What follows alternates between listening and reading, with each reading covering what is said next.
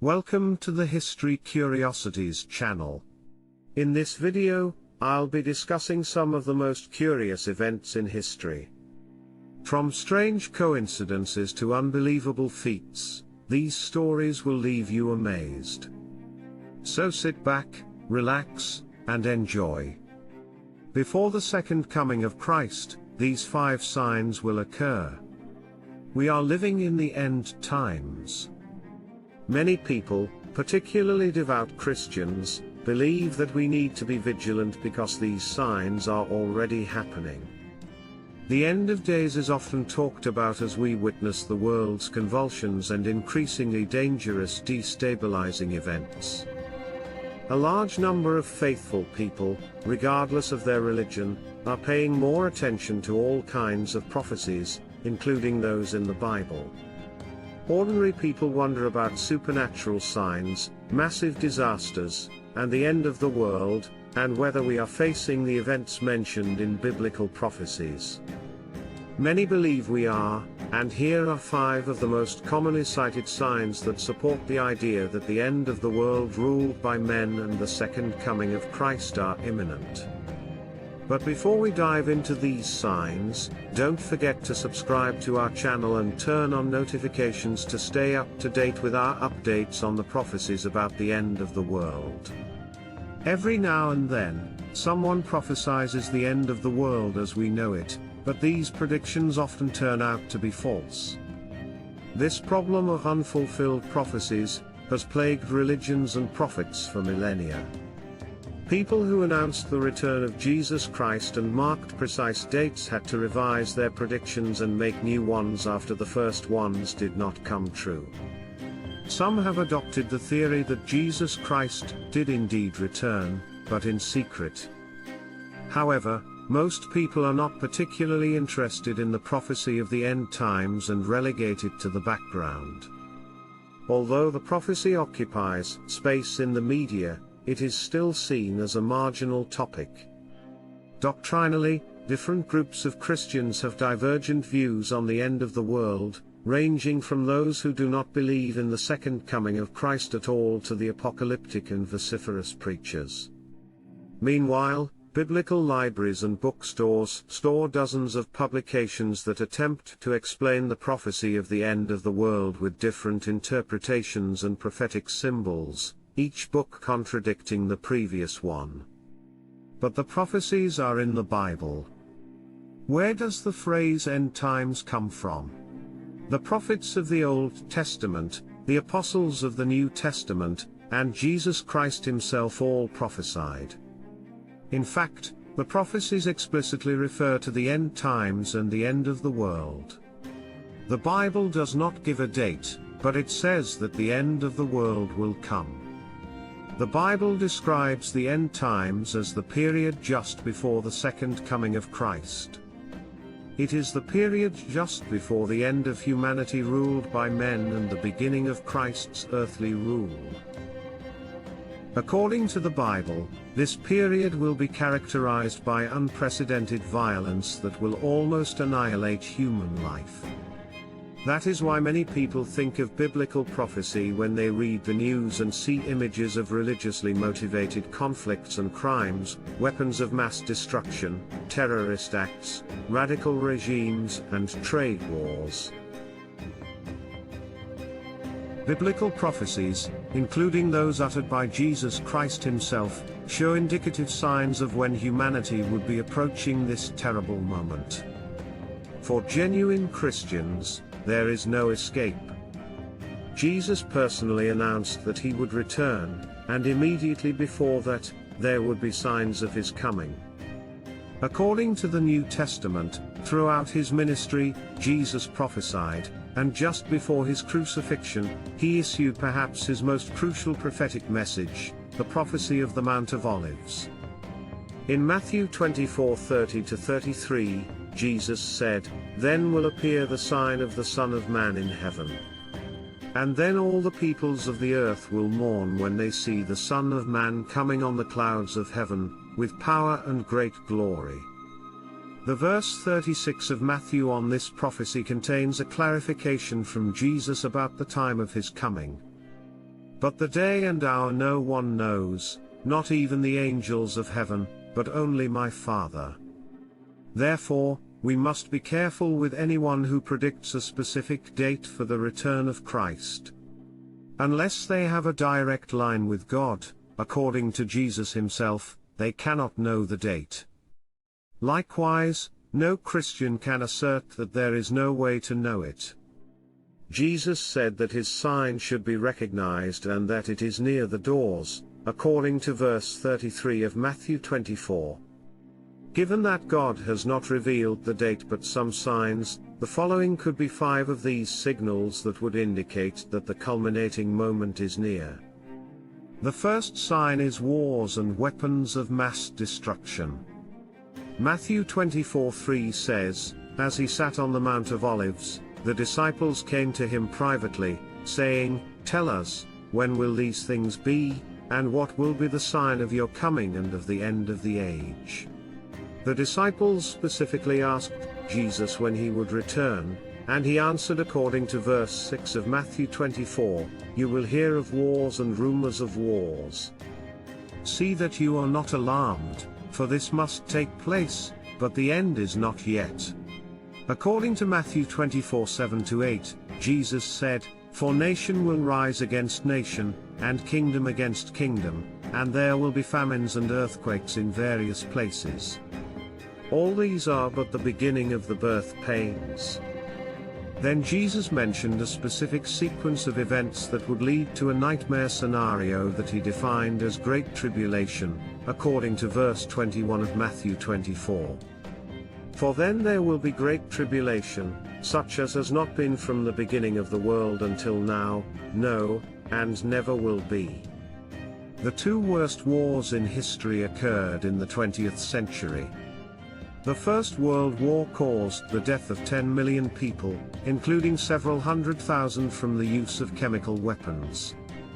During the Second World War, more than 60 million human beings died, and at the end, the world had entered the era of weapons of mass destruction.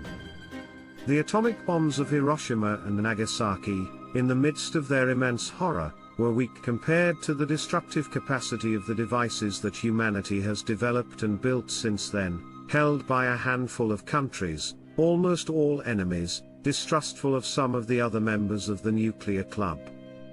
The most powerful bomb detonated in 1961 was thousands of times more potent than those dropped on the Japanese cities.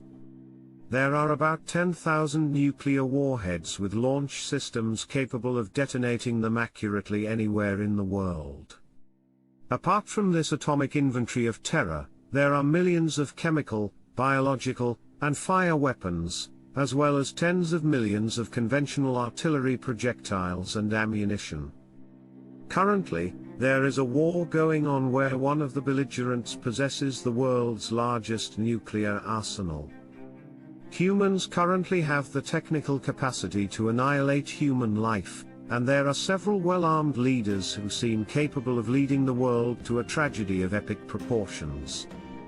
In the 1st century of the Common Era, when the closest thing to a weapon of mass destruction was throwing a diseased person over the walls of an enemy city, throwing a torch onto a thatched roof, or poisoning a well, Jesus prophesied that man would be capable of annihilating himself to the last person. According to Matthew 24:22, he said, "And if those days had not been cut short, no flesh would be saved." This prophecy was very difficult to fulfill in the age of the bow and arrow, musket, cannon, and rifle, and even the tank, plane, and submarine. Only in the last 2 generations has humanity designed and possessed weapons of mass destruction that threaten to cause its own extinction. The world is also living in the age of terrorism, with dozens of radical groups eager to possess weapons to completely destroy the part of the world that does not share their political or religious beliefs, and eager to join the nuclear club to annihilate their enemies. The world is experiencing a moment unlike any other in history and faces an increasingly likely probability of causing its own destruction. The second sign, plagues, in Matthew 24, Jesus says that there will be plagues, and it is difficult not to associate this prophecy with the health calamity the world has suffered since 2020. Few people imagined that from the moment the World Health Organization issued its first alert about the disease, the world would quickly and probably permanently change. It is surprising how a tiny biological body of only 125 nanometers put the whole planet on edge with its lethality, speed, and massiveness to pass from one person to another, and its ability to affect all human beings without distinguishing races, social status, or religious creeds. Millions of people died, and millions were saved, and they did not even know where and how they were infected, showing how fragile human condition is. The Book of Psalms in the Hebrew Tanakh and the Old Testament refers to this human insignificance in Psalm 144:4, "Man is like a breath, his days are like a passing shadow." The crisis also showed the vulnerability of governments, economic and financial systems, and health resources in the 21st century, when humanity considered itself almost invulnerable to diseases when it was announced that only cancer and Alzheimer's were left to decree an overwhelming victory over health problems. A calamitous novelty appeared for which there was no treatment or vaccine, and a frantic race began to find medicines and develop a vaccine in which the world was portrayed with its great strengths but also with its profound weaknesses. On March 7, 2020, Mark Bassett wrote in the Madrid newspaper El País an illustrative reflection on the calamity, saying that it had put in check governments that considered themselves invulnerable and powerful, gripped the machine that drives globalization, trade, and industry, placed the economy in the most critical moments as the financial crisis of 2008, awakened in many citizens atavistic fears, and reminded them that they are mortal, and begins to alter our customs possibly in a lasting way. Leaving entire populations in comfortable areas of developed countries without recent memory of similar situations except through literary or film allusions in a state. The world was in a state of semi-exception, as mandatory curfews controlled by police and military caused expressions of shock and discomfort, but also conformity and resignation. With no other choice, the infection continued to spread, and governments worldwide took radical measures never seen before, such as prohibiting travel and free movement, closing borders, declaring states of emergency and urgency, and granting superpowers to maintain order and governance. This was something that many parts of the world had not experienced since wartime. The world was in a state of panic, and many convinced Christians believed that the calamity could be the one referred to in the prophecy of Jesus. Natural disasters such as earthquakes, wildfires, and floods were also a growing threat to humanity due to climate change. California was one of the states in the US that suffered the most from wildfires, and the situation seemed to be getting worse every year. The recent tragedy in Turkey reminded us that Eurasia and Europe also have seismic zones, and earthquakes can be very costly in terms of lives and property damage. From Chile to North America, natural disasters caused losses in the millions for the US, with Hurricane Katrina alone causing $250 billion in damages. The Bible speaks of even greater disasters, leading some to believe that terrible times may be ahead. The establishment of the State of Israel and the conquest of Jerusalem, as prophesied in Luke 21:24, have been major events in recent history that many believe to be significant signs of the end times. These events have also sparked conflict and tension in the Middle East, with ongoing disputes over land and sovereignty. Despite the challenges and trials that humanity has faced throughout history, there have also been moments of hope and progress. Advances in technology, medicine, and science have improved the lives of many and opened up new possibilities for the future. There have been moments of compassion and unity, where people have come together to help one another in times of need. As we look to the future, it is important to remember that we have the power to shape our own destiny. While we may not know what lies ahead, we can strive to create a better world through our actions and decisions. We can work towards greater understanding and acceptance of others, and we can take steps to protect and preserve our planet for future generations. In the end, it is up to us to decide whether we will let fear and uncertainty dictate our future, or whether we will choose hope and resilience in the face of adversity. Whatever challenges may come our way, we must remember that we are all in this together, and that we have the capacity to overcome even the greatest of obstacles.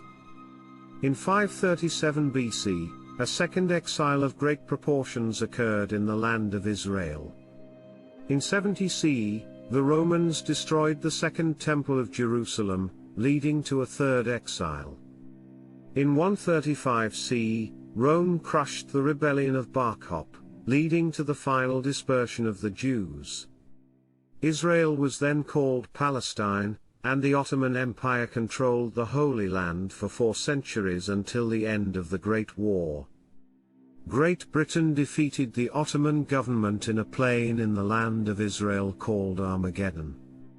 For the first time in almost 2,000 years, the ancient land of Israel came under the control of a Western nation of Judeo-Christian culture. For 2 millennia, the Jews were a people without a homeland, living in many countries as a religious minority, until the establishment of the State of Israel in 1948.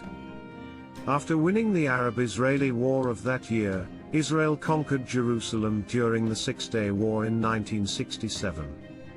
For the first time in 2,000 years, the holy city of Jews, Christians, and Muslims came under Israeli control. The fifth sign is the expansion of Christianity.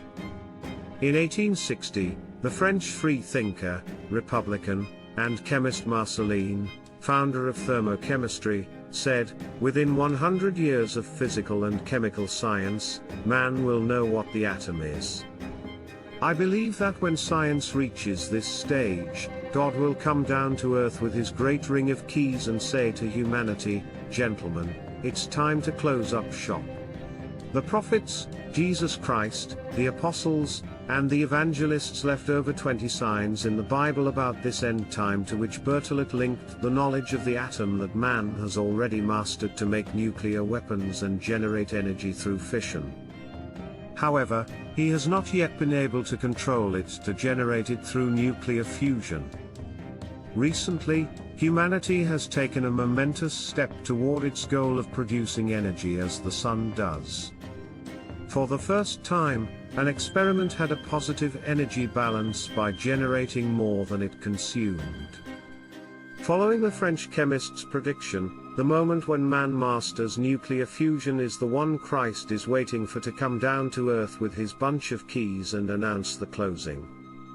However, among the many signs of the Bible about the end of the world, there is none explicitly related to chemistry or particle physics.